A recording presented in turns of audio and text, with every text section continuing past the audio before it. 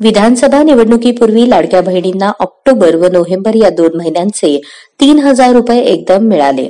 आता निवडणूक संपली, निकाल लागला, आचारसंहिताही संपली. नवीन सरकार सत्तेवर बसले तरी देखील डिसेंबरमधील 1,500 रुपये कधी मिळणार याचे उत्तर लाडक्या बहिणींना कोणाकडूनच मिळत नसल्याची स्थिती आहे. आता दरमहा 2100 रुपये नंतर द्या, पण तुर्तास 1,500 रुपये मिळावेत अशा महिलांच्या प्रतिक्रिया आहेत. मकर संक्रांतीपूर्वी लाडक्या बहिणींना डिसेंबर आणि जानेवारीचा एकदम लाभ दिला जाणार आहे. सोलापूर जिल्ह्यातील 11,10,000 लाडक्या बहिणींसह राज्यातील 2.5 कोटींहून अधिक महिलांनी मुख्यमंत्री माझी लाडकी बहीण योजनेअंतर्गत यापूर्वीच अर्ज केले आहेत.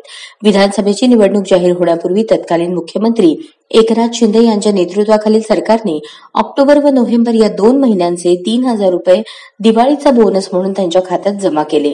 दरम्यान विधानसभा निवडणुकीच्या प्रचारात विरोधी पक्षांनी ही योजना बंद केली जाईल, निवडणुकीमुळे 6 महिन्यांपुरतीच ही योजना सरकारने आणली आहे असे मुद्दे मांडले होते.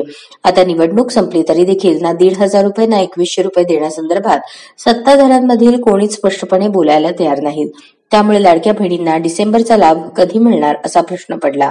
दरम्यान आता सत्ता स्थापना, हिवाळी अधिवेशन यामध्ये नवीन सरकार व्यस्त असल्याने लाडक्या बहिणींना मकर संक्रांतीपूर्वी 2 हप्ते मिळतील असे वरिष्ठ अधिकाऱ्यांनी सांगितले.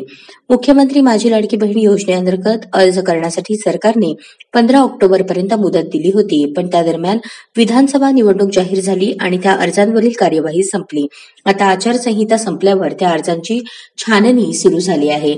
याशिवाय काही दिवसात यापूर्वीच्या अर्जांची देखील पडताळणी होईल असे विश्वसनीय सूत्रांकडून सांगितले जात आहे.